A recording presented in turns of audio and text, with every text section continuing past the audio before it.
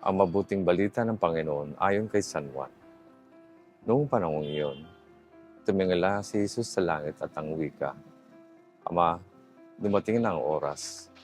Pangaralan mo ang iyong anak upang mapangaralan ka naman niya, sapagkat pinagkaluban mo siya ng kapangyarihan sa sangkatauhan upang magbigay ng buhay na walang hanggan sa lahat ng binigay mo sa Kanya.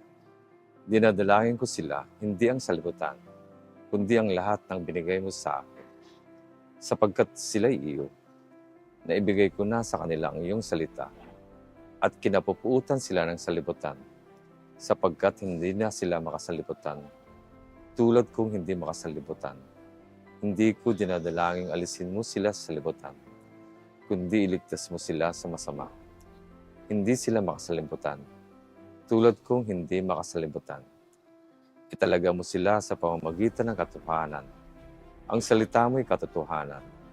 Kung paano sinugo mo ako sa libutan, gayon din naman, sinusugo ko sila sa libutan.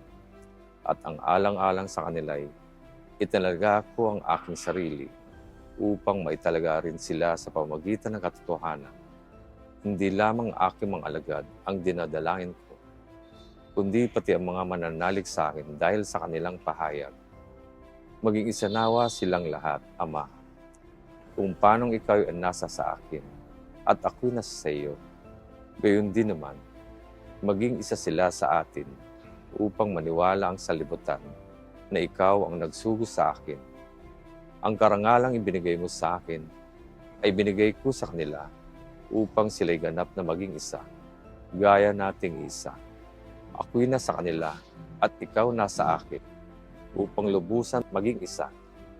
At sa gayon, makikilala ng salibutan na sinugo mo ako, at sila'y iniibig mo katulad ng pag-ibig mo sa akin.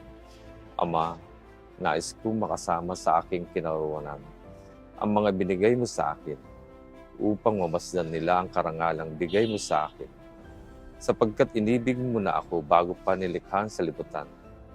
Makatarungang Ama, hindi ka nakikilala sa libutan, ngunit nakikilala kita at nalalaman ng mga binigay mo sa akin na ikaw ang nagsugo sa akin. Ipinakilala kita sa kanila at ipakilala pa upang ang pag-ibig mo sa akin ay sumapuso nila at ako na may sumakan nila. Ang mabuting balita ng Panginoon.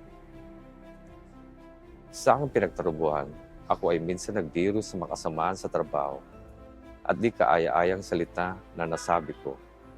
Alam kong nasaktan ko ang kanyang damdamin at ako ay humingi sa kanya ng tawad dahil sa biro ko. Labis ko itong pinagsisihan dahil dito.